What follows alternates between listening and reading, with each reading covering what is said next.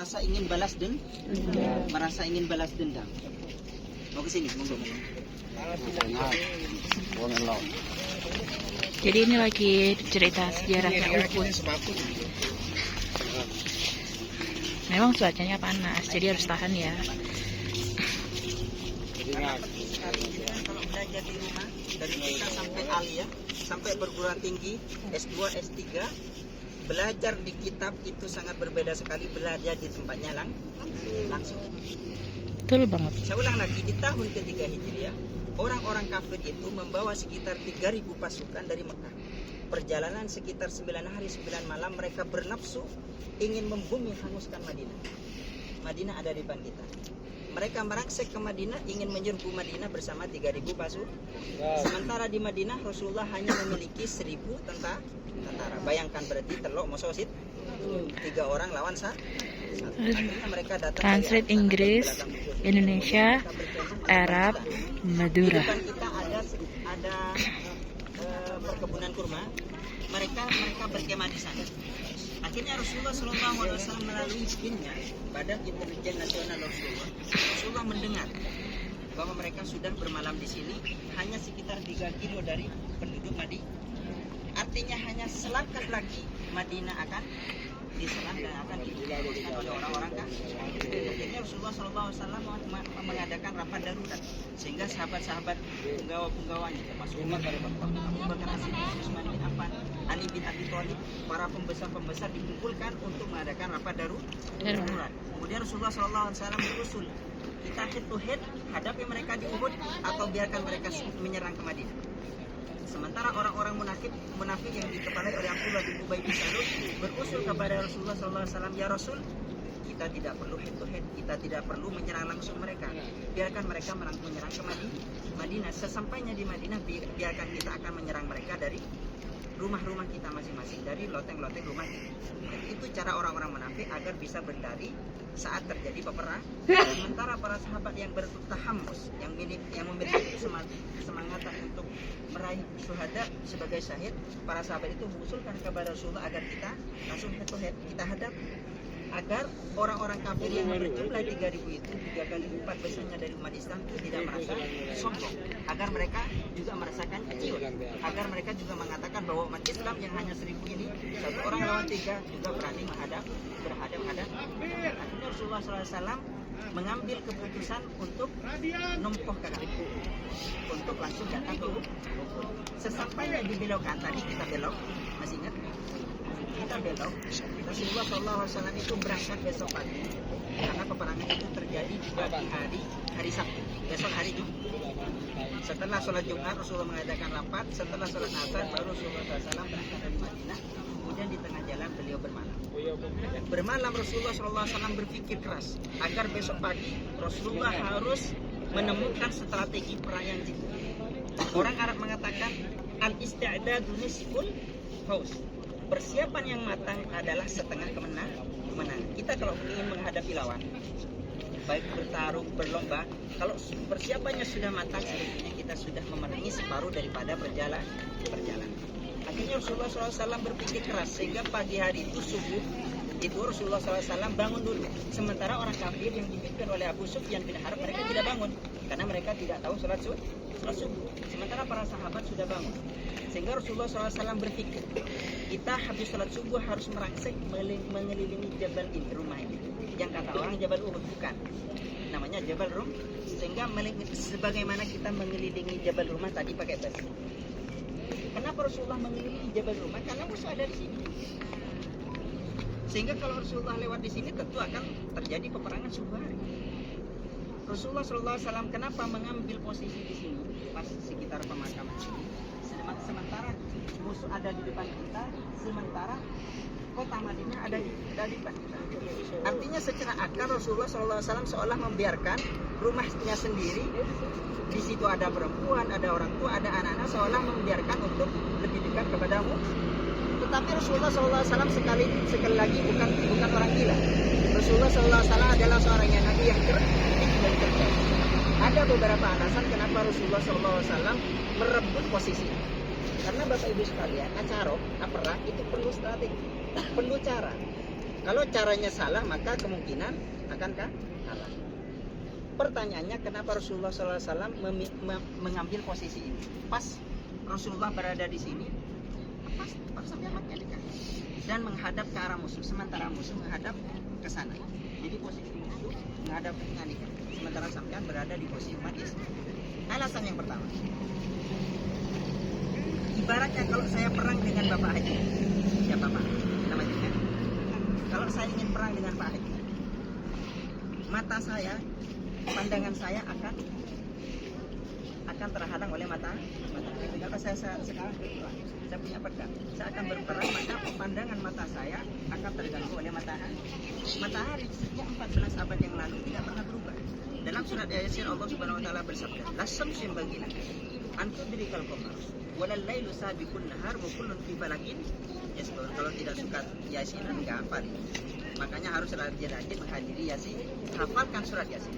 Las-syamsu yanbaghi laha an tudrikal qamar walal lailu sabiqun nahar wa kullun fi falakin yasbahun. Sejak 14 abad yang lalu yang namanya matahari posisinya sama. Itu kecerdikan Rasulullah. Sementara orang kafir terganggu penglihatannya menghadapi umat Islam, sementara umat Islam tidak terganggu karena tidak melawan arus matahari. Sementara saya melawan matahari kalau dari arah sini. Itu kemenangan dan kecerdikan Rasulullah Shallallahu Alaihi Wasallam. Bapak Ibu sekalian, mohon maaf, hal seperti ini jarang disampaikan oleh para kiai, oleh para ustaz, jarang sekali dikarang ke dalam buku. Saya bisa menantang jenengan, dari mana pelajaran ini jenengan peroleh? Pelajaran ini kita peroleh di tempat ini. Setelah observasi dan berpikir bagaimana cerdiknya Rasulullah SAW. Alasan yang pertama. Yang kedua, kenapa Rasulullah mengambil posisi ini sementara masih ada di depan? Alasan yang kedua adalah dipilih Rasulullah oleh Jabal. Makanya Rasulullah SAW menaruhkan para sahabat yang dikomandoi oleh kalau sampai saya bilang maka umat Islam bisa jebol. Kok bisa gitu? Perhatikan Bapak Ibu sekalian, antara Jabal Uhud dan Jabal Rumah ada celah nggak di belakang ini? Ada celah nggak? Ada. Mungkin berbangunan dulu nggak ada bangunan, ada celah. Jadi di antara Jabal Uhud dan Jabal Rumah kan ada celah itu. Artinya ada tanah lapang. Kalau sampai Jabal Rumah jebol, artinya orang kafir bisa merangsek ke sana dan bisa menyerbu umat Islam dari belakang. Leres betul? Leres. Itu kecerdikan Rasulullah, sehingga Rasulullah berpesan kepada para pemanah ini, kita menang ataupun kalah kalian tidak boleh turun. Karena kalau Jabal Rumah ini jebol, kekuatannya jebol, keamanan dijebol, maka umat Islam bisa diserbu dari belakang. Dan itu tidak mungkin tidak boleh terjadi. Itu alasan yang kedua. Alasan yang ketiga, saking cerdiknya Rasulullah, di kanan kita ada apa? Gunung Uhud. Rasulullah kan belum bisa prediksi kalau ada apa-apa dalam, kalau terjadi apa-apa kotor.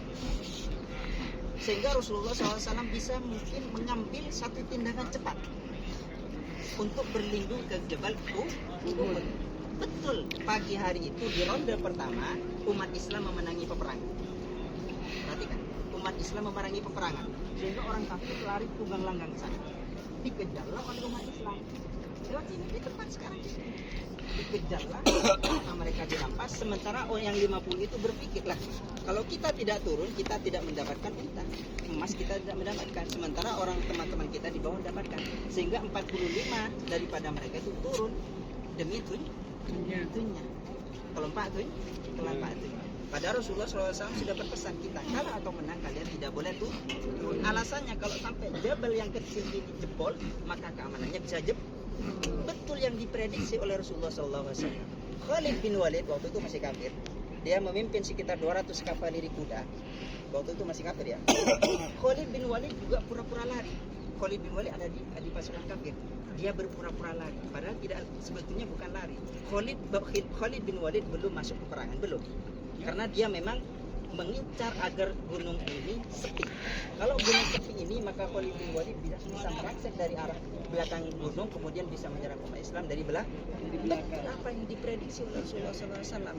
Setelah mereka itu cengkil alias mangkok, turun 45 orang itu akhirnya betul. Khalid bin Walid pura-pura lari, sementara Khalid ternyata mengambil posisi mengelilingi Jabal Rum. Apa yang terjadi ketika Jabal Rumah dikelilingi, maka 200 pasukan itu akhirnya datang dari arah belakang umat sesaat Rasulullah di saat umat Islam itu sibuk mengais harta rampasan, ternyata ada musuh di belakang. Sehingga Khalid bin Walid kemudian berteriak memanggil teman-temannya yang ada di depan. Sehingga orang yang sudah lari akhirnya mendengar suara Khalid kembali lagi.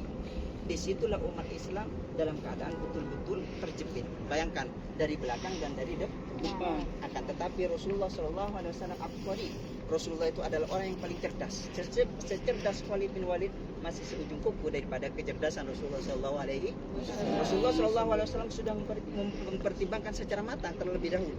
Kalau apa-apa terjadi dengan umatku, apa-apa terjadi dengan pasukanku, dengan tentaraku, ada banyak hal.